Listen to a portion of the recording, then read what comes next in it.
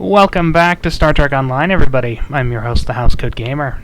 Today we're taking a look at the go-kart. And I'm Takeshi Yamato, joining you on this look at, honestly, one of my favorite ships, and a fan favorite in general. The Defiant. How cursed are ye? Yeah. As stated in the Nova review, this was not what the Defiant was going to be. The Defiant was originally going to be basically a miniature Sovereign. Just a smaller ship, conventional design, a little more guns, but still multi-role. Then Wolf 359 happened. And Ben Sisko, a grieving widower who did not go to therapy, joined the design team. And basically decided, let's make this thing an anti-Borg warship. And I'll admit, the idea did have... Well, it worked. It did have priority. I mean, the Borg had just wiped out 39 starships, and it was only by the skin of their teeth, and sure what, that the Enterprise was able to stop it. Starfleet needed new ways. Whoa, what happened to your audio? I don't know. But Starfleet needed new ways to fight the Borg, and they needed them now. And so, they created this thing. And it would have worked as a fleet pack ship, as a wolf pack ship, had Benjamin Sisko not decided to strap the biggest warp core he could find onto the thing. The warp core for this thing, a Class 6, a Class 9, was meant for a ship the size of the galaxy. This thing is barely the size of a Constitution's saucer section. The plasma pressure nearly destroyed the ship. In fact, were it not copyrighted, I would be playing a clip of Sisko explaining exactly those problems, followed by his admission that he designed the damn thing.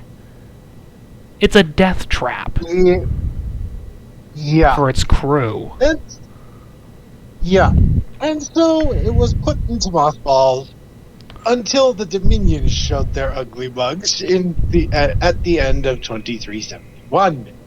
And 2370. 2370. Yeah, 2370. And completely obliterated the Galaxy-class USS Odyssey. Starfleet's reaction was, oh shit.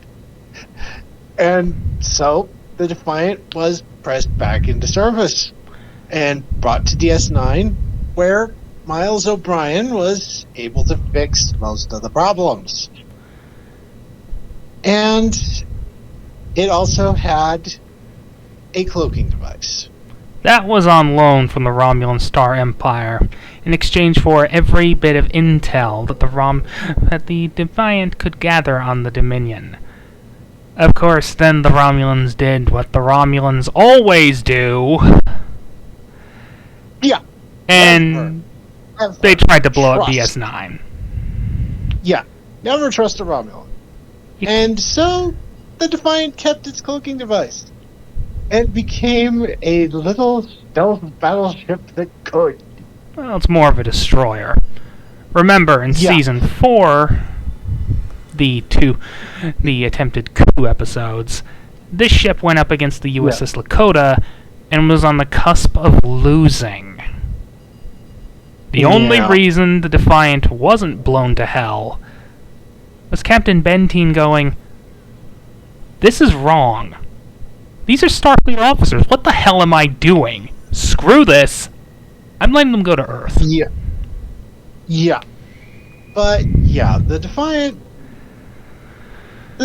served well in Deep Space Nine. and extending Cisco's reach, and the cloaking device letting him go where he needed to go, even if he wasn't really supposed to go there. The Founder's homeworld, Cardassia. Yeah. Yeah, they weren't supposed to use that cloaking device in the Alpha Quadrant, but Cisco wasn't exactly known for following the rules, was he? No. And there were some other issues that happened, like Thomas Riker and the Maquis hijacking it to try and deal with or reveal the Obsidian Order fleet that was being amassed in the Araya system. Of course, the Defiant's reign of terror would come to an end in 2375 with my favorite moment in the series. The Breen destroying the Defiant. Yes. What can I say? I was looking forward to seeing the go-kart get blown to hell. And I enjoy watching that scene repeatedly. You don't like it? Yes. That is not my problem. Yeah. But, yeah. Ron just called it a go-kart. And, honestly, that's what the Defiant is. Well, most people refer to it as Ben Sisko's motherfrackin' pimp hand. But, in all honesty, it is a go-kart with a jet engine, 2 M134 miniguns, and a missile launcher, all strapped to it. The original Defiant was destroyed at Jintaka, but was replaced by the USS Sao Paulo, which was renamed Defiant.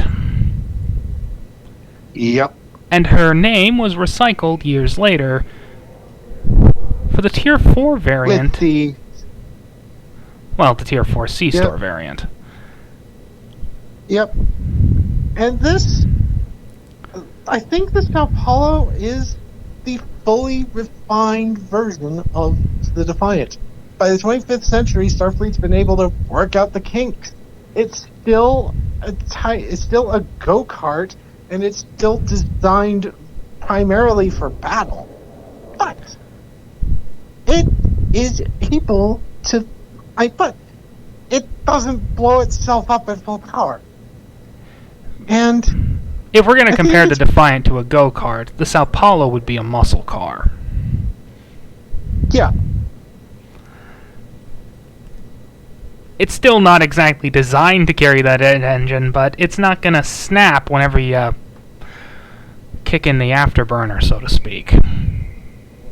Yeah. The C-Store variant also comes with quad cannons. Yeah. Which are the iconic weapons that the Defiant had in the show.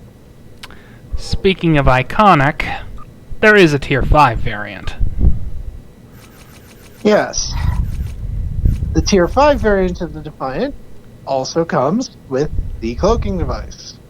This came first, actually. The Tier 4 variant came after... the Tier 4 C-Store came after the Defiant went... after the game went free to play. Yeah. And the Gallant. That one's blocky. The Vigilant, it works. It's sleek, but maybe a bit too hot roddy. Yeah, both of those contribute to a set, which later would become a 3 set. Which would finally come to... Where the hell is the damn thing? There it is. Yeah. The Valiant. Which also has a quantum torpedo launcher. Yeah, it fires off anywhere from 1 to 6 quantum torpedoes at one shot. At maximum it fires 6, but then you have to let it recharge up to 6. But you can fire it anytime during that charging process for 1 to 5. And this thing. Let's be perfectly honest. The skin is ugly as sin. Yeah. All right, we skipped the fleet version, didn't we? Yeah. Not that it matters. They more or less have the same layouts. Yeah. But for the Fleet sake of define- completeness, what the hell? I think you went past it. Yeah. A little more. There it is. There we go. Yeah. This thing was heavily tactical focused, with commander, lieutenant commander, and ensign tactical slots. This thing was mainly focused on providing lots and lots and lots of boom. Of course. Tier 6. The Tier 6 version added some pilot abilities, which would allow you to do a full 180 in one shot. And of course, the fleet variant is kind of a lesser version of the legendary. I was going to say the Mercury. Yeah, the Mercury, yeah. It's Lieutenant Commander, Tactical Pilot, and Lieutenant Science, Engineering, and Universal, which is quite useful. And a Commander Tactical.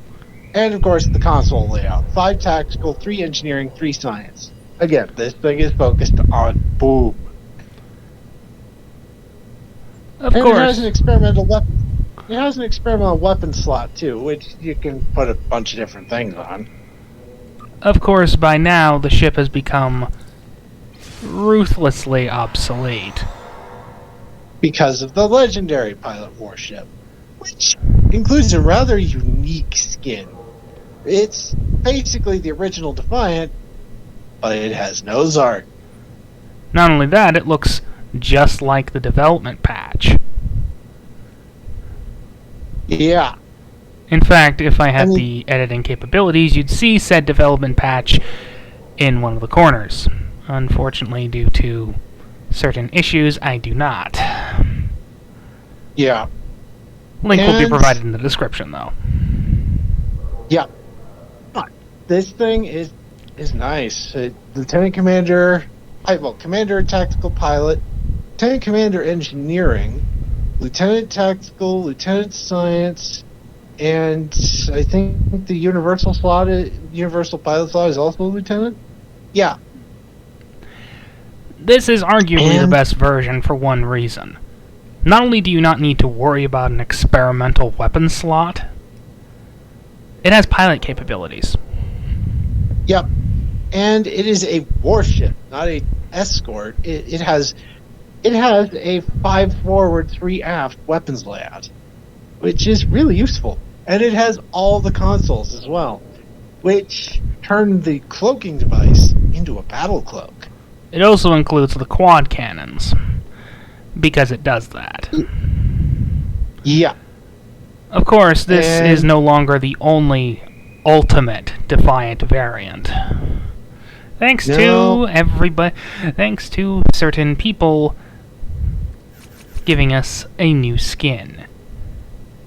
Yep. The Mirror, the Terran Adamant Heavy Raider.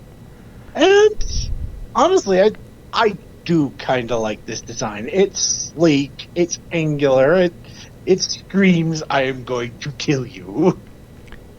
It also comes with Agony quad cannons. Yep. As well as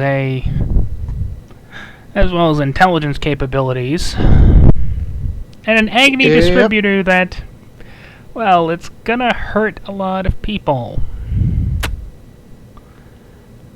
Of course, I have problems with this. Yeah. It's fragile. And very fragile. This thing, unlike the Legendary, which is a warship, this is a raider, like a bird of prey. It comes with an innate battle cloak, and aside from the Commander Tactical Intelligence slot, all the BOF slot, all the Bridge Officer slots are universal.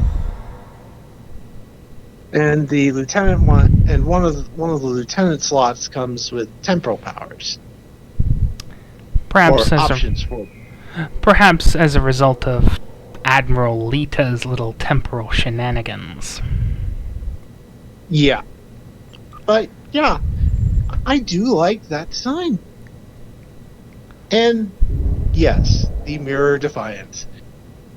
The first real warship of the Terran Rebellion in the mirror episodes of Deep Space Nine. You also get to play that ship in STO. Redshift. Yeah. You are forced to play in a 40-year-old starship. Yeah, a 40-year-old starship that that Killy refers to as a little bucket of failure. One of the few things she and I actually agree on. Because this thing failed to get into mass production, failed to pass its initial trials, and failed to survive the Second Battle of Chintaka. Right. But, Ron, you've done your research. You know everything. There is to know about this thing. She does not. You are the only one I will allow to badmouth this ship. Not her. Not that little whitey 23rd century. And the subtitles will read, Angry.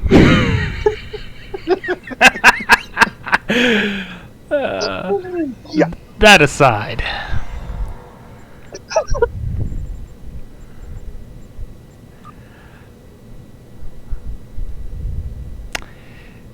Which variant would I support?